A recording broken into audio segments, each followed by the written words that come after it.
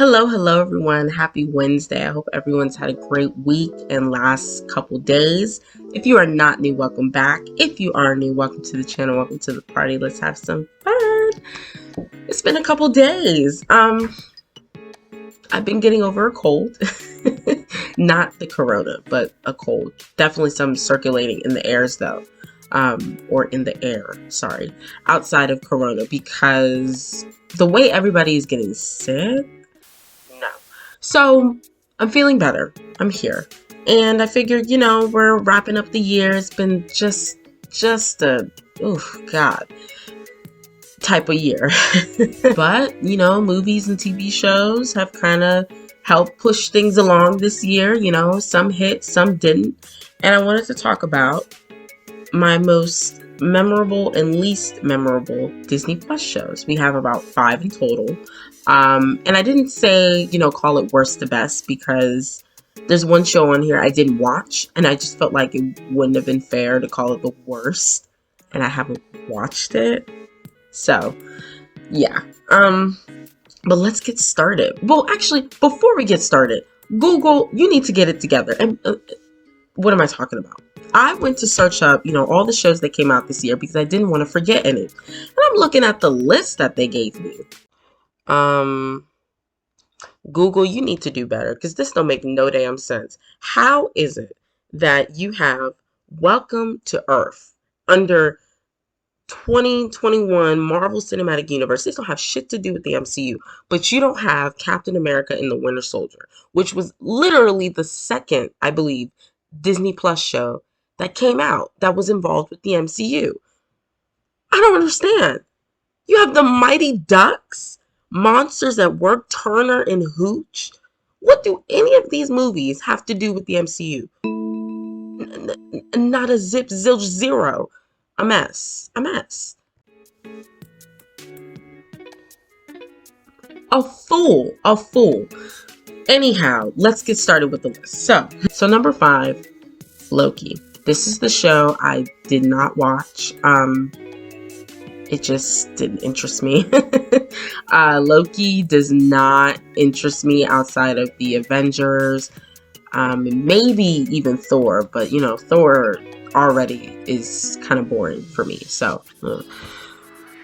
as a solo character, he just doesn't compel me to watch a series based around him, and it wasn't gonna work. Then they were doing like this redemption thing with him being like an anti-hero, I guess, almost, and I'm just so sick of that. I'm so sick of it. Just, if you're gonna have a villain, how about we just keep him a villain? How about we do that? Okay? How about we do that? And if you're not gonna make him an outright villain, do something unique with it. Like, I would say Spider-Man No Way Home, they did something unique with the villains in that movie.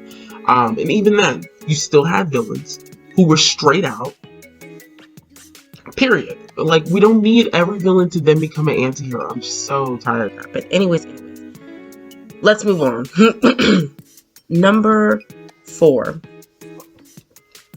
What If? Now, I was like back and forth between this and Captain America and the Winter Soldier, but I think ultimately What If is going to be number 4.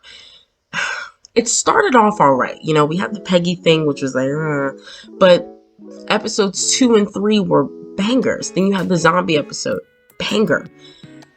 But the minute they introduced Ultron, and he had the Infinity Stones, and he could just do whatever the fuck he wanted, and when he bit into a galaxy, you lost me. You lost me. And it was just like, I don't understand how you just diverted from the premise of your show so badly. I mean, and I don't know, because you had established rules about the Infinity Stones, and then you broke them in your own episode. It was so bizarre.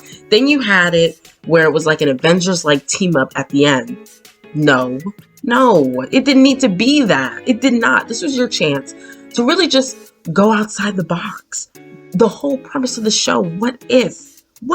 Like, I wish every episode had a different artist, different artistic style, animation style. Like, really just make every episode stand on its own almost.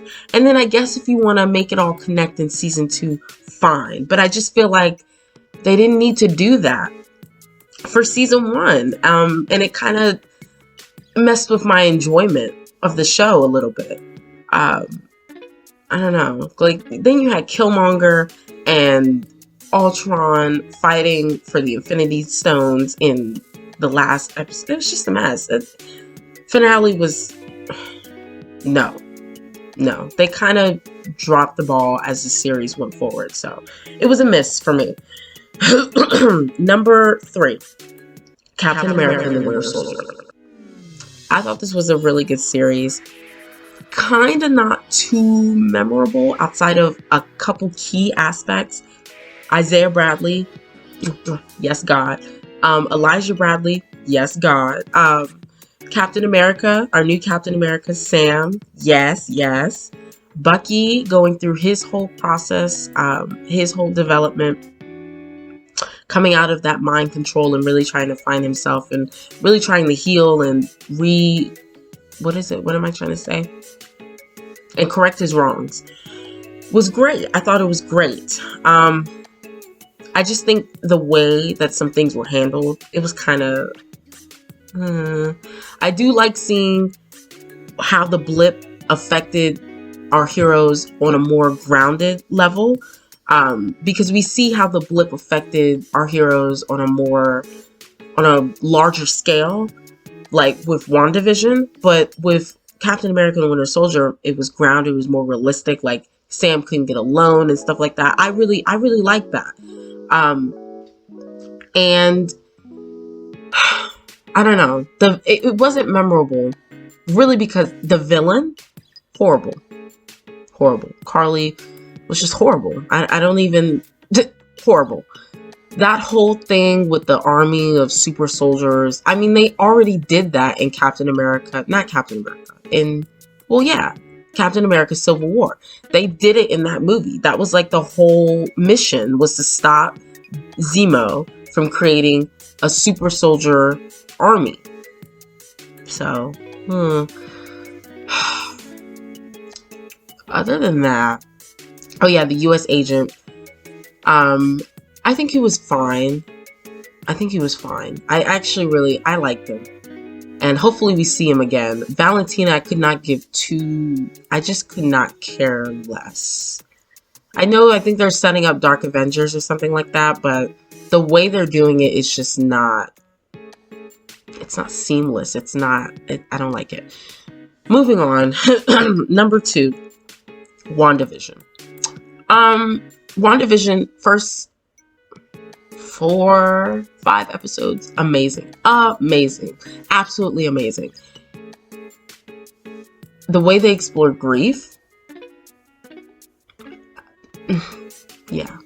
Ooh, that show was it was great right up until the last 2 episodes. And I know partly why things were changed towards the end was because of Corona, but what they gave us was not good, in my opinion. It felt very rushed. It felt like, let's just clam shit together. Like, you had Monica in the final battle. She didn't even do anything. Like, you didn't give us a hint to what her powers may be. Like, you didn't have her do something that could maybe help the kids. I don't know. I just felt like, and then Hayward being your on the nose villain. No, I think they should have just had Wanda be the villain indirectly, because she kind of was. I mean, she kidnapped this whole town and had them under her control for weeks and weeks, constantly torturing them. And the fact that she just scurried off, no type of real punishment, was insanity to me. Insanity. And I said it in my review way back when. She didn't even really apologize for the horror and pain that she put these residents through. That's insanity to me. Oh no. So that alone, it has it at number 2. I mean, truthfully, no, because the good outweighs that. The kids, Vision, Wanda, Quicksilver coming back, but not really. Yeah, that was great. Number 1, Hawkeye. Hawkeye was just like a surprise hit for me. I was excited for the show from the trailer because I was like, the casting is amazing. It looks great. It looks really interesting. And I've always wanted to, explore Hawkeye and Black Widow, but we already know what they did with her. But I wanted to explore, both of them outside of the Avengers. I think they deserve that character growth and focus. And we got that in this series. I mean, what they did with Clint was just it was great. Him being a mentor to Kate. We haven't often seen a mentor-mentee relationship done well in the MCU, because I don't think they did the Iron Man, Spider-Man thing. I don't think they did that well.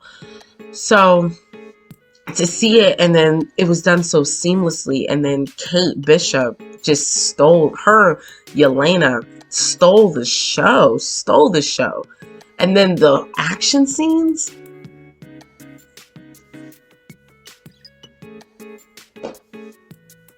And then Kingpin stole the show. It was great. Minor gripes, but it was such a fun time watching this show, and this is one of the ones I'm definitely going to rewatch because it was just so fun. Like, why wouldn't you want to rewatch it? Especially episode 3 through 6. I mean, it just kept building on every single episode. That's the best part of this series.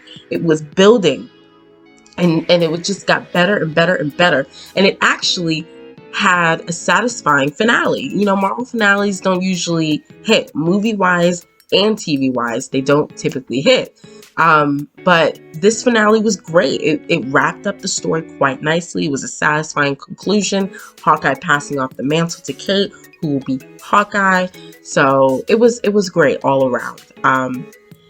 Yeah, I think that's it. That's my list. Thank you for listening and watching. What is your list? Is it the same as mine? Is it a little different? Let me know. Otherwise, I'll catch you guys with my worst to best Marvel movies. My favorite to least favorite. So, see you then. Bye.